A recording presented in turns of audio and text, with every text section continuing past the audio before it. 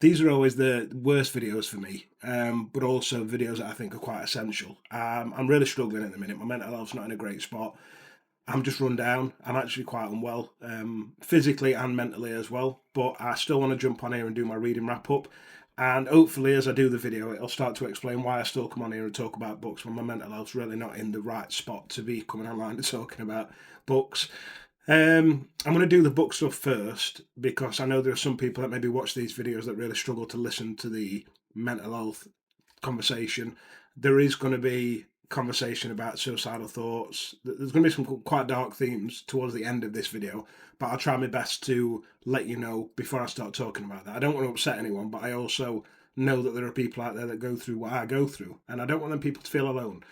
Um, so I wrote a little itinerary, we'll say, and I don't normally do these, but I've just wrote a list of things that I want to talk about in this video.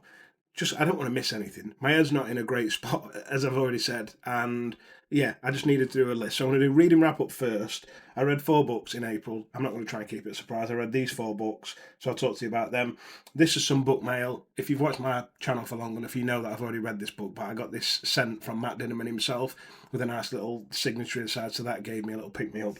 And then a book that I picked up recently, so I'm going to talk to you about them as well.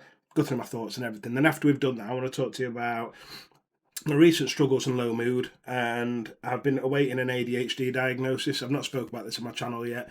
It's something that I've been dealing with privately. That's all gone through now. I've had the examination, whatever you want to call it, and I'll talk to you about that.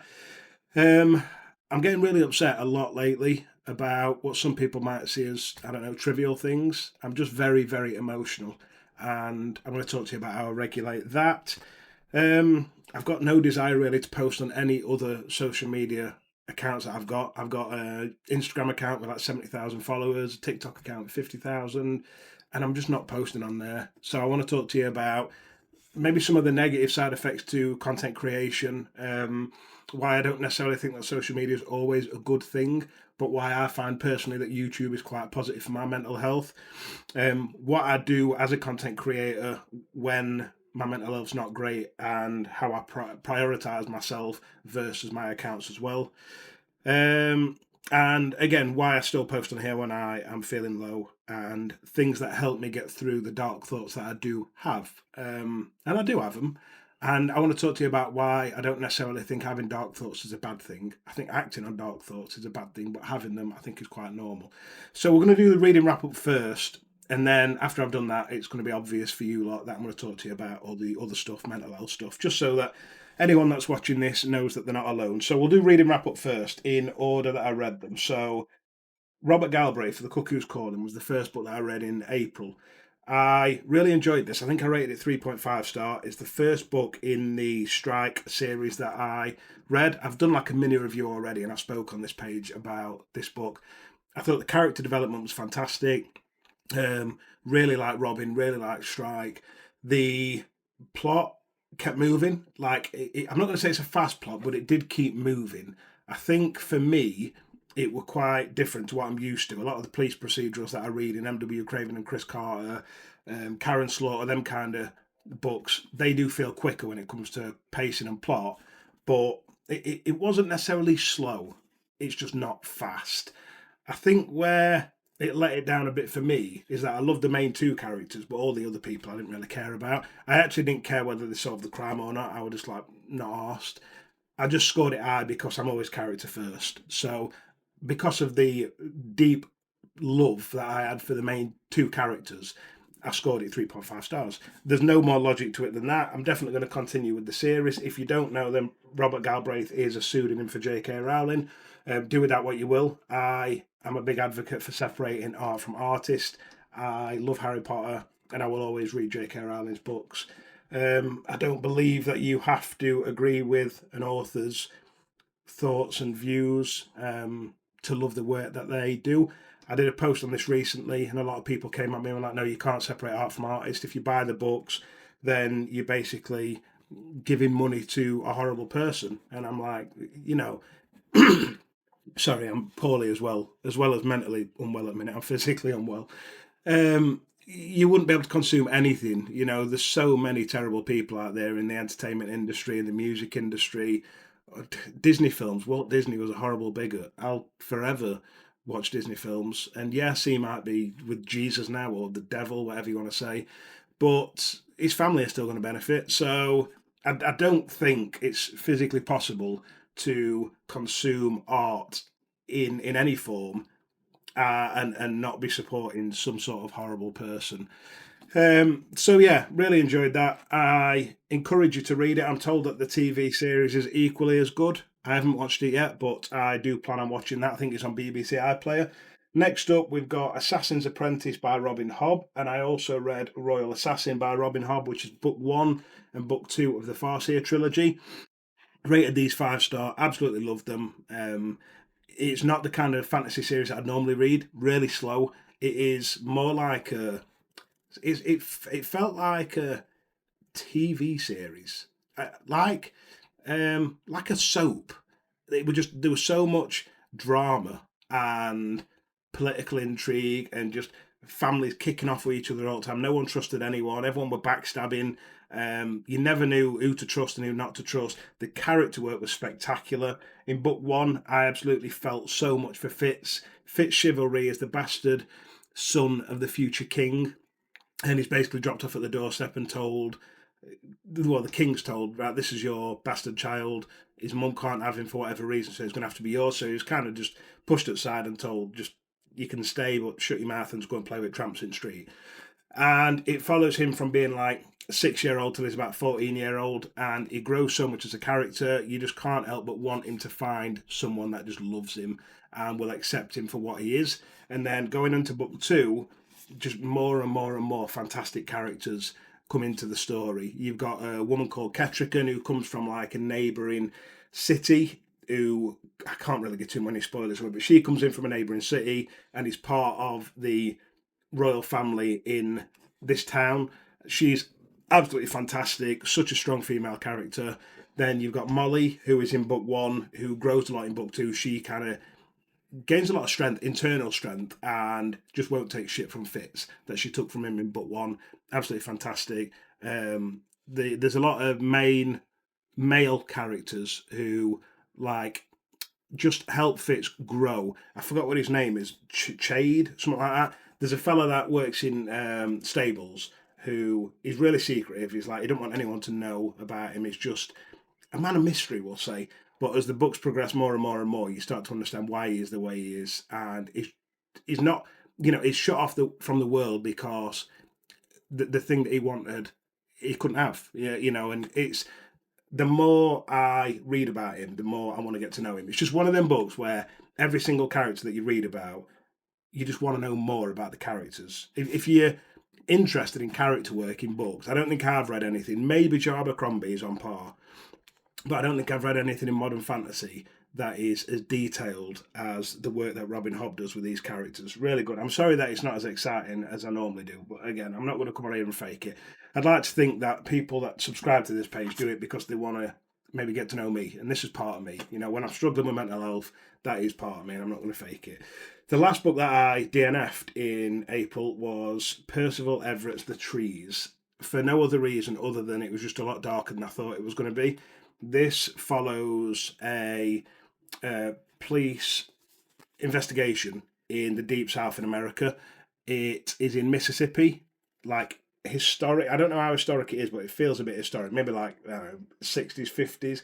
I'm back and I've got a wet towel on my head because I'm poorly physically. We went away on holiday last week to Cleethorpes on a caravan holiday, and while we were there, I didn't drink any water. I only drank alcohol, and I dehydrated myself. The day I came back, I went on a 25-mile bike ride with my father-in-law, and yeah, I think I'd just sweat out the last bit of water.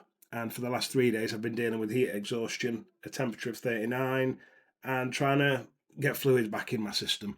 So I can't regulate my temperature at the minute. So I'm keeping a wet paper towel on my head to keep me cool, drinking loads of fluids, and just trying to get myself better. So back to this book.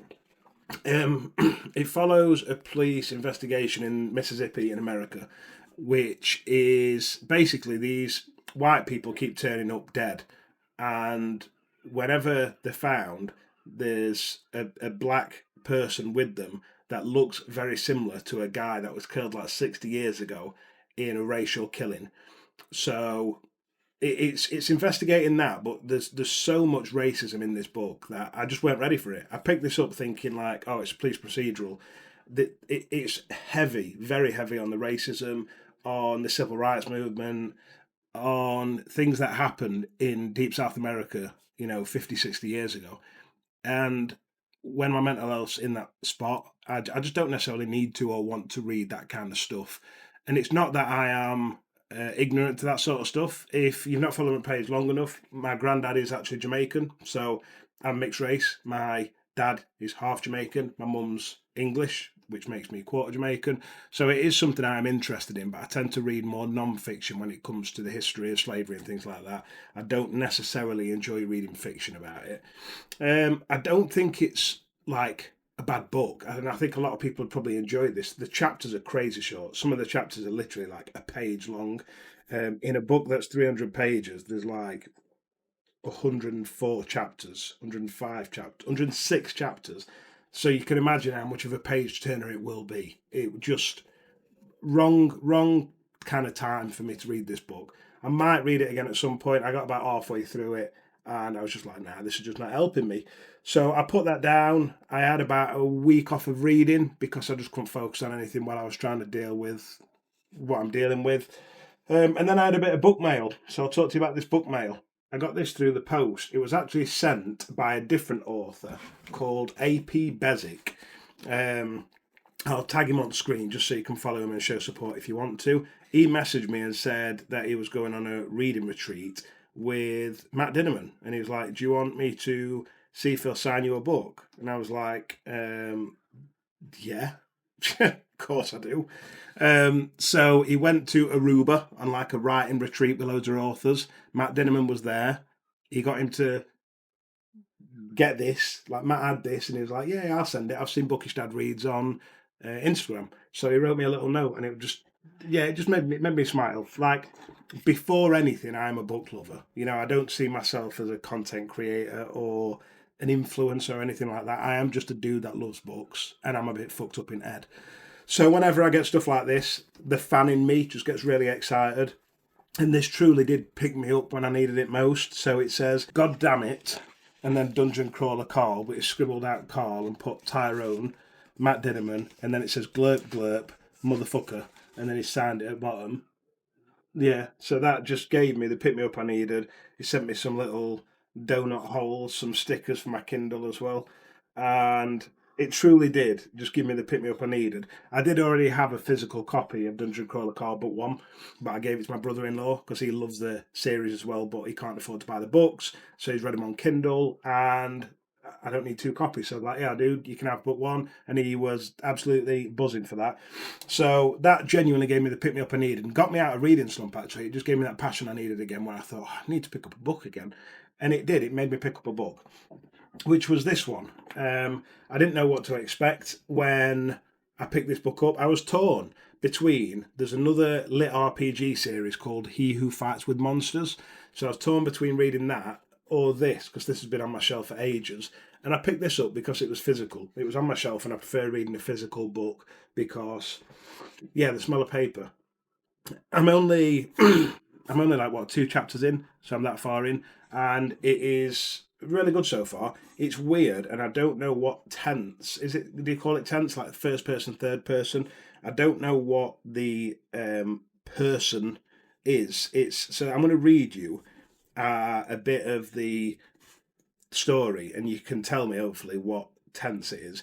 So it says, for the past 10 years, you've lived as ordinary life as possible. You came to Torimo from elsewhere. The townfolk don't really care where or why. Since you are obviously well educated, you became a teacher at the local creche for children aged 10 to 13. So I've never read a book like that before. The narration is almost like a diary, but it's a person writing and telling you as the reader what you have done in the past, but it's as if you are the character in the book. It's really confusing, and it's taken me a while to get used to. So yeah, help me out. I don't know what that is. I've never read anything like it before, but it's working.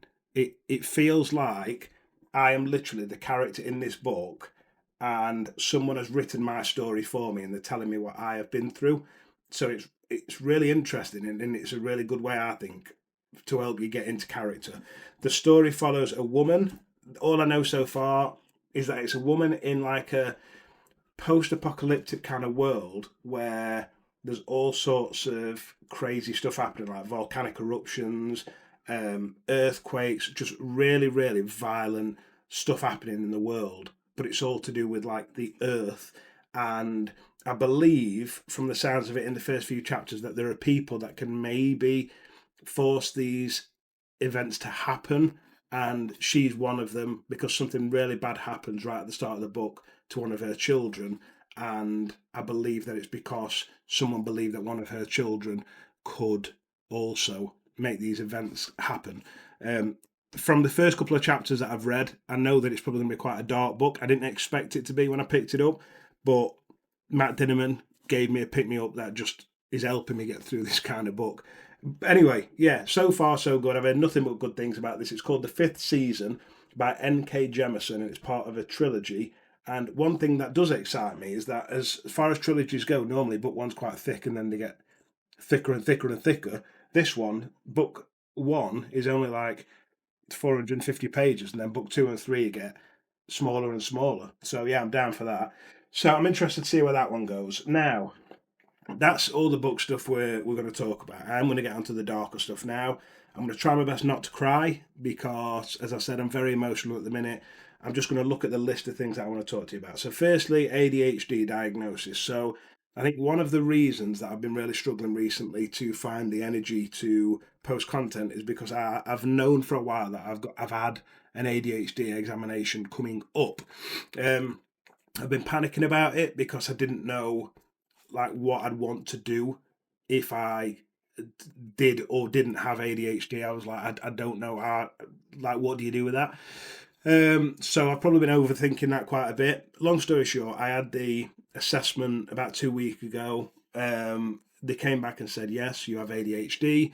Would you like to take the medication? Ritalin, it's like a long word for it. But anyway, after a lot of thought, I decided not to go down the medicated route. They did say to me that that's a choice I can make at a later date. The diagnosis stays with you for life, and if at any point you want to take medication, you can. So I said to the doctor, look, I've only just got off medication, antidepressants, anxiety medication, sleeping medication, and it nearly killed me. Truly, being on antidepressants wasn't a great place for me. It was really dark, and it caused my suicidal thoughts to get worse. So I said, I'm scared. I'm genuinely scared of medication, and I don't want to jump on it yet. You know, I've lived 35 years with the way that my brain works, and I think this diagnosis will help me understand me a lot more. I've obviously got to process it, and that's one of the things I'm doing at the minute. I'm trying to process what to do with that information. You know, there's a lot of things that I've done through my life, a lot of personality traits that make more sense now. And yeah, I'm just kind of soaking it all in at the minute. And my wife's been fantastic. I, I didn't know before I got the diagnosis how I'd feel, and I sat down with my wife, and she, you know, I'll be honest. As soon as I got the diagnosis, I shut the computer down and I cried. My wife came in the bedroom. She hugged me like a baby, and she said, "Is it a relief?" And I said, "I don't know. I don't know what it is, but I feel less guilty. Like there's certain things through my life that I've done that I've always felt shit for. Like I'm quite a messy person. I'm quite disorganized, and I've always felt shit about that because my mum was fantastically clean. My mum's always been a clean freak. It's not like I grew up in a messy environment, but I don't really see mess. And I used to say to my wife all the time, I don't see mess. If I walk through the house, I'm not looking for mess. I'll walk past it, but I'm not walking past it because I'm lazy. I'm walking past it because I don't see it.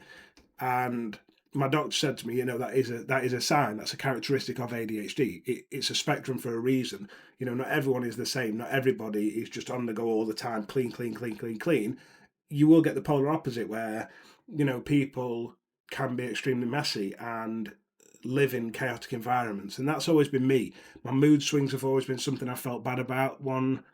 day I can be absolutely bouncing through the roof, playing with kids loads, and the next day I just don't want to be around people. You know, I just want to sit in my bedroom and ignore everyone. And that's what I've always felt guilty about. And I think before the diagnosis, I overthought it. I thought, was it something that happened in childhood? For people that have not followed me for a while, I was sexually abused as a child on 3 occasions by 3 different people.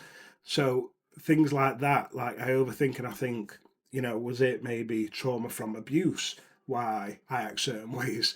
Um, but I don't think it is. I think anyway, the ADHD diagnosis just kind of ticked off a lot of boxes for me, and I thought, right, I understand that now. I'm not making excuses for it. I do try my best to be a better husband, a better father, and I try my best to like clean mess up. I try my best to find ways to be more positive around the children. I find ways to force myself out of the house when I don't want to be around people, and that's where we are at the minute, unmedicated and just using this diagnosis to figure out just how to navigate life with the information that I've got. I just think it'll help me be a better person.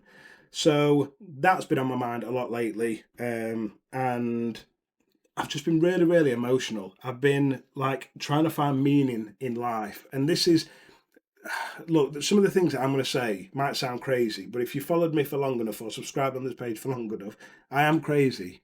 So expect me to say crazy things. But one of the things that really scares me and really upsets me in life is the thought that it seems crazy that I'm getting upset about this, is the thought that when I die, I'll never see my kids again. And I know that some people are going to be like, dude, like, you need help. I do need help.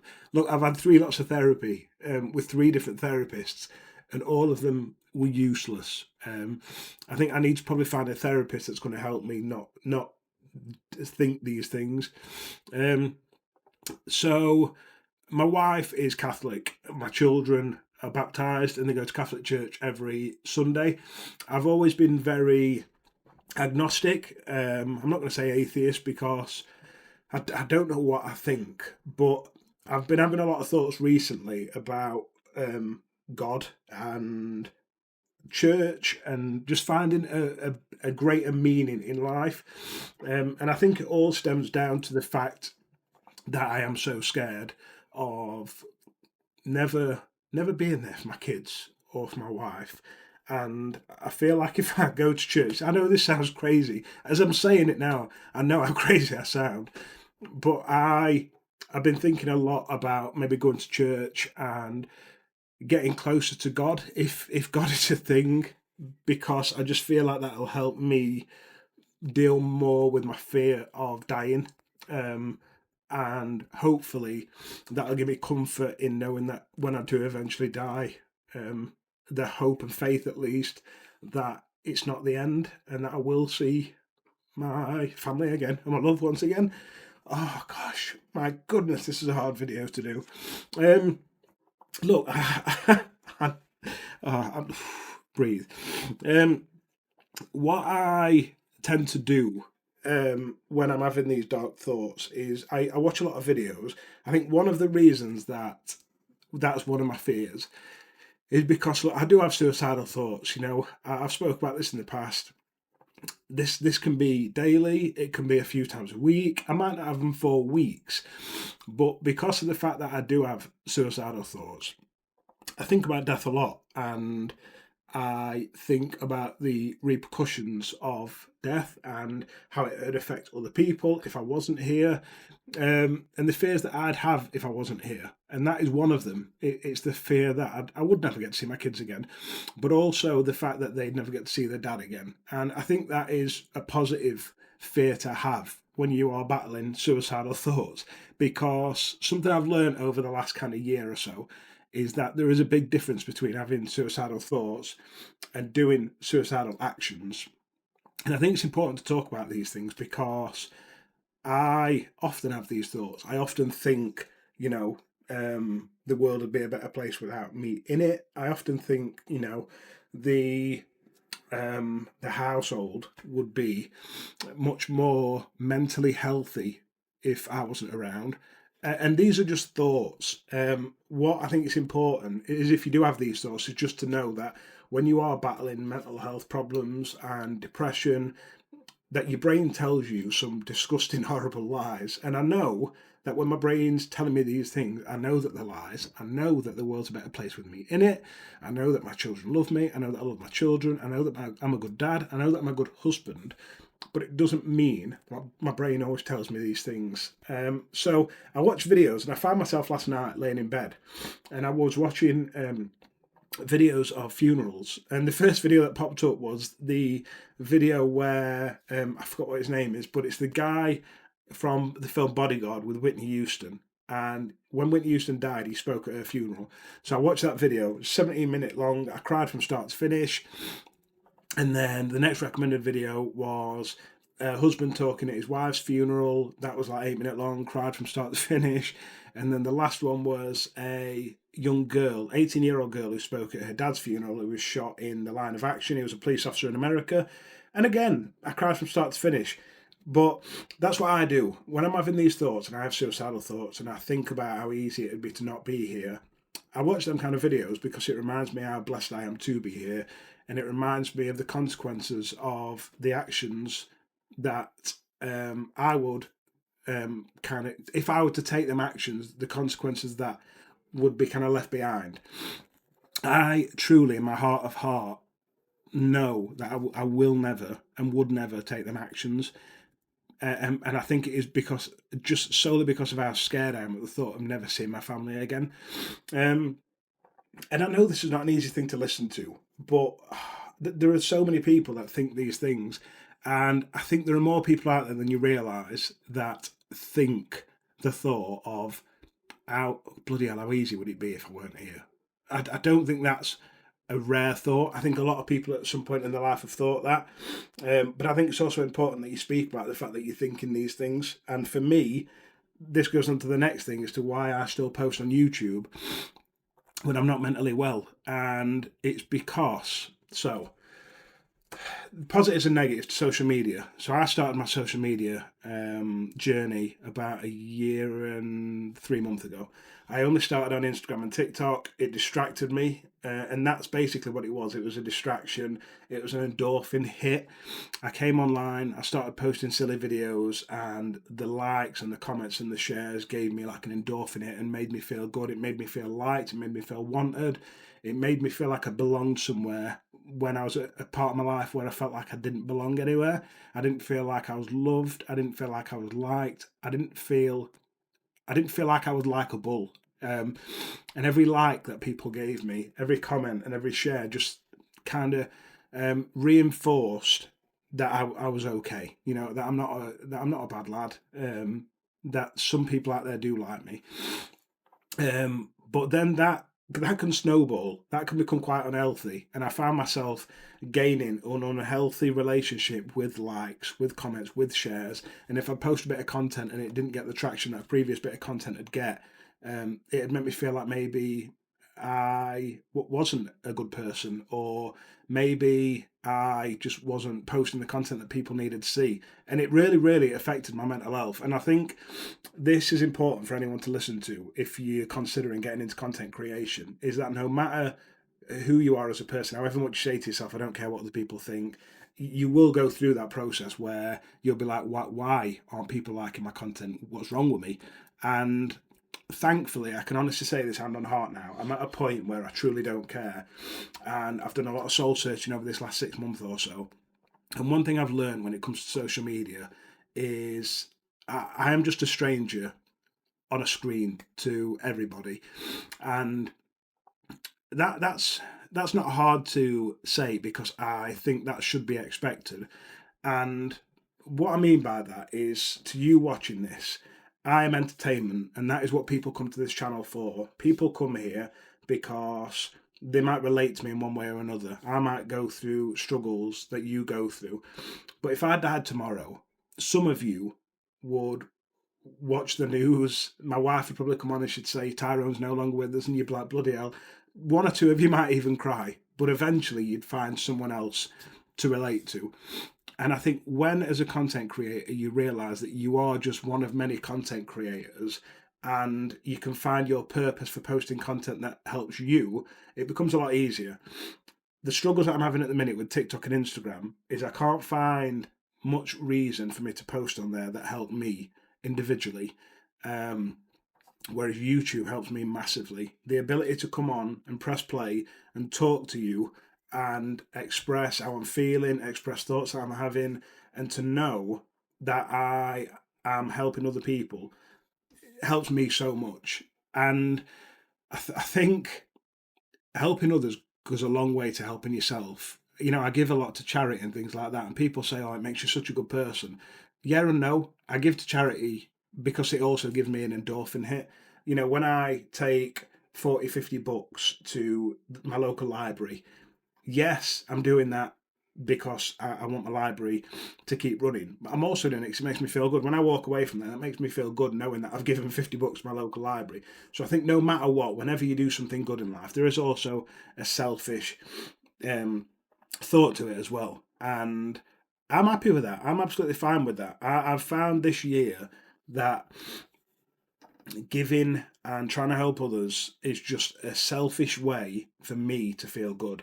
And that's what I do with YouTube. I can come on here on long form content and I can talk about the things that I'm struggling with, knowing that there might be one or two people out there going through similar things and thinking, fucking hell, I'm not alone. And that means everything to me. So that is why I come onto YouTube still. That's why I don't stress about the numbers on YouTube. I don't care about the likes. I don't care about the comments because I know that someone's going to watch this video and someone's going to feel less alone. Someone might reach out and speak to a doctor and say, you know what, I'm struggling. And it was Tyrone that made me reach out and get help. And that's so powerful to me. Sorry, I get so emotional about this because I, I'm in this moment and I know how difficult this is, but it also makes me so happy to know that I'm helping other people through similar situations. It makes me proud as a person. It makes me proud as a dad. I love the fact that my kids know what I do. I love that my wife knows what I do. And I don't think people should ever feel guilty for saying that they're proud of actions that they do. Trust me, there's a lot of things that I'm not proud of, but one of the things that I am proud of is coming online and showing vulnerability to thousands of people when sometimes I can't even get out of bed in the morning. It's so hard just getting out of bed. Sorry, I've got snot everywhere. What else did I put on here I want to talk about? No, decided to do social media. Negative side of social media we've done. Why I still post on YouTube and things I do when I have dark thoughts. So yeah, you know what I do when I have dark thoughts? I watch videos of funerals because it makes me feel appreciative that I'm alive and that I can hug my kids and hug my wife. I don't know if I should post this. I'm going to post it anyway because I'm doing it for me. You know, whether this video hits in the same way that I think it will, whether it helps people, I don't know. But I just know that this video today is going to help me a lot. I know that I needed it. I know that when I finish this, when I finish this video and I edit and upload, I know that there's a lot of stuff that I've got off my chest that I needed to get off my chest. I feel bad for always having to put the same stuff on my wife. She's fantastic, and I think trying to find a soulmate in life is important. I also think if you are with somebody that's going through mental health problems, I can't emphasize enough how important it is that you just listen to them and don't judge. I got a message the other day from someone that again made me cry because everything makes me cry at the minute. And they just said to me, I don't think I can find the message, but they just messaged me and said, I just want to say thank you so much. I get a lot of messages from people saying, thank you so much for talking about mental health. You really helped me with my own battles. What I don't get a lot of is people saying to me, thank you so much for helping me understand what my partner's going through. And that was the message that I got. I'm trying to see if I can find it, but it was a young girl that messaged me and just said, I just want to say thank you. My husband is really struggling a lot at the minute with his mental health, and watching your videos and reading your book really helped me understand what he was going through. And yeah, that hit hard to know that I'm helping people not only that are suffering with mental health, but people that live with people that are suffering. Because don't get it wrong. I think it's so hard dealing with mental health problems, but it's equally as hard living with someone that deals with mental health problems, because as well as trying to deal with your own shit in life, and especially for Ellie, my wife, she's trying to deal with 3 kids, a household, and then she's got like another fourth kid at times in me, having to deal with shit that I, you know, um, make her put up with. And yeah, it's hard. It really is hard. I found it here. So someone messaged and said, I just wanted to come here and say thank you. I just finished your book, What Comes After Rock Bottom. Thank you for your vulnerability, honesty, and openness, but also thank you for opening my eyes to the struggles my husband's been going through and helping me understand it more. He has always struggled with binge eating, which is something I struggle with people not understanding him and why he thinks, and the way he thinks, and social anxiety. And while he's still on a journey to accepting it, the chance he may have autism.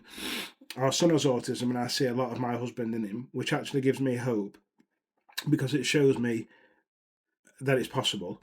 However, he's not ready for that, and I understand. The book pushed me to have a real conversation with my husband, and the breath he exhaled at finally having someone understand even a little meant a lot. So thank you. I'm not as good as Ellie. Ellie's my wife. But I'll continue to work on being more present and understanding with my husband. Thank you for giving us the opportunity to talk through your book. Oh, God. I just love people so much. I want everyone that's struggling to know that you're not alone, that better days are ahead. And I want to prove to you, because I'll be that person, in a year's time, come back and look at this page and I'll show you how good I am. And that's why I do this. That's why I post on this channel. Because I want people to be able to look back and go, if Tyrone did it, I can do it.